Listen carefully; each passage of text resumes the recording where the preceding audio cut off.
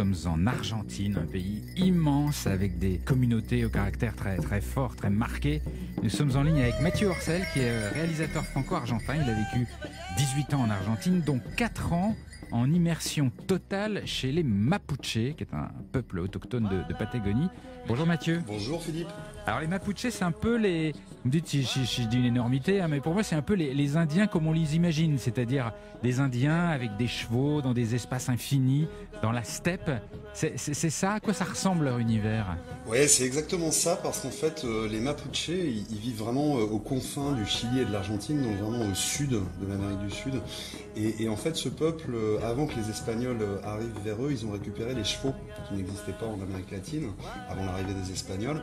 Et ces chevaux sauvages qui se sont échappés pendant les conquêtes, en fait, et qui ont formé des troupeaux qui se sont reproduits, sont descendus dans le sud du continent.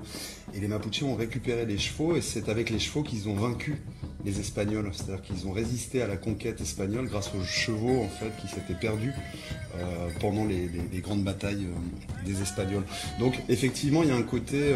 Ah, c'est incroyable cette histoire. Ouais, il y a un côté semi-nomade, il y a un côté cheval, et c'est vrai que là où la légende, j'ai envie de dire, ou le mythe se modifie un petit peu, c'est que les Mapuches en fait ont été conquis finalement il y a 150 ans, et c'est très récent pour les peuples autochtones.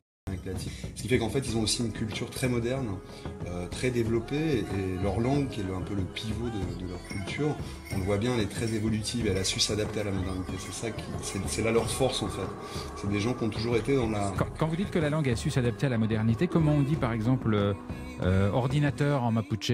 Alors ordinateur, on va dire lonco wiliwe. Donc lonco wiliwe, lonco c'est la tête, et le wiliwe c'est le lieu de l'écriture, c'est le stylo, donc on va dire le stylo de la tête. Ah, c'est marrant ça. Si on veut dire voiture, on va dire Winkakaway, le cheval du blanc. Si on veut dire avion, on va dire Futa Winkakaway. Futa Winkakaway, c'est le grand cheval du blanc. Donc il y a plein de manières d'inventer des mots, c'est une langue assez ludique, agglutinante, et c'est vrai que moi en immersion, j'ai appris à la parler, mais notamment en fait, c'est surtout avec les anciens et les anciennes surtout, parce que c'est une société qui est quand même assez matriarcale encore aujourd'hui, et notamment dans l'autorité religieuse. Et l'autorité religieuse chez eux, c'est une religion assez spirituelle, mais qui est quand même basée sur la nature et sur les rêves. Oui, parce que quand vous dites autorité religieuse, j'imagine que vous voulez parler des guérisseuses, qui ont un rôle très très important chez les Mapuches. Ouais, tout à fait. En fait, les guérisseuses, elles ont un rôle fondamental dans la société mapuche. Elles sont à la fois une autorité très importante. Donc au Chili, ça va être les Machi, et côté argentin, c'est les Pillancuche. La petite nuance, c'est qu'en Argentine, elles sont vraiment basées sur les rêves. Côté chilien, ça va être plutôt sur la transe. Mais en gros, elles vont rêver des événements. Elles vont pouvoir nous prévenir d'événements à venir en fonction des rêves qu'elles font. C'est-à-dire que ce sont comme des voyantes? Alors il y a une forme de voyance, c'est vrai que ce sont en quelque sorte des voyantes, mais c'est pas de la voyance occidentale comme on la connaît aujourd'hui, l'horoscope ou des prévisions anecdotiques. C'est vraiment de la voyance sur les rêves. Et en fait, il y a une forme dans cette voyance sur les rêves d'hypnose, de psychologie et de transe. En fait, alors je cache pas que j'ai pas compris comment on projette de manière hypnotique des choses dans les rêves. Je sais pas faire. Vous savez pas faire? Alors en fait, elles imaginent, Non. elles sont en contact avec une réalité, donc des rêves, c'est un monde particulier, c'est le monde d'au-dessus, c'est le Wenumapu, donc le monde du haut.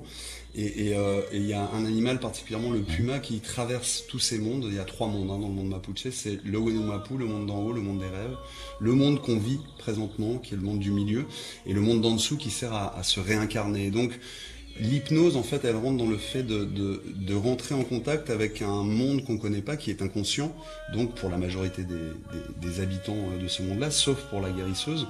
Et la guérisseuse va mettre en contact des forces surnaturelles avec la personne qui est en face d'elle. Et c'est vrai que moi, je l'ai vécu à la première personne, puisqu'en fait, il y a une guérisseuse, après 3 ans d'immersion, grosso modo, qui m'a convoqué voilà, pour me donner mon chant sacré. Alors, le chant sacré, c'est le taïl.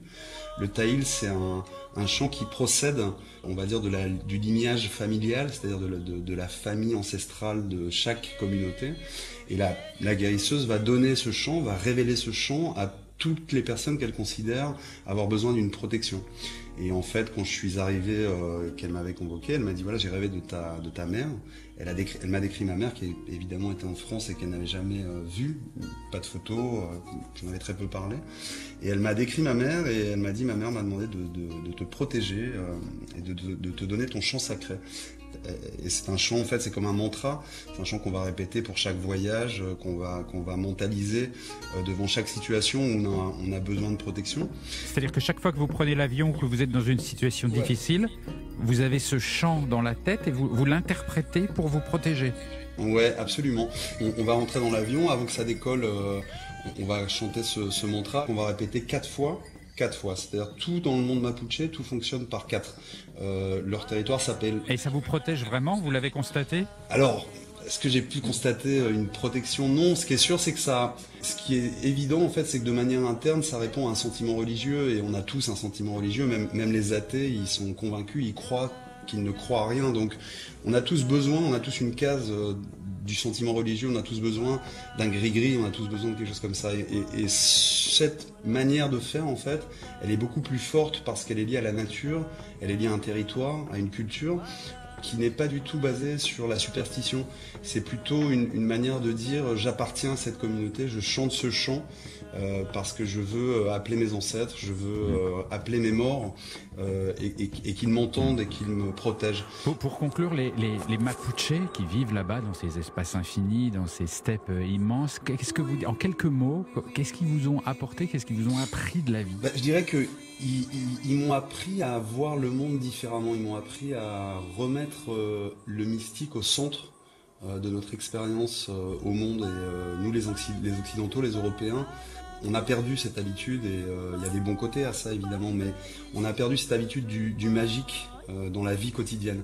Et pour les Mapuches, chaque événement est magique, chaque événement est un point important où on va aller demander à la guérisseuse de l'interpréter. Et c'est aussi surtout le sens de la communauté, c'est-à-dire tout est communautaire dans le sens où nous sommes tous interdépendants, non seulement les uns des autres, les familles les unes des autres, mais aussi nous sommes dépendants de tout le monde animal, du monde végétal, du monde animal, bref, on est tous interdépendants. Et donc il y a cette conscience un peu, j'ai envie de dire spinoziste, que nous sommes qu'une toute petite partie du grand tout. Merci beaucoup Mathieu Orcel, vous nous faites voyager, vous savez. Merci à vous Philippe. C'était un plaisir. Je rappelle le titre de votre film Pour les pauvres des pierres, filmé à l'occasion de transhumances mapuche dans la cordillère des Andes.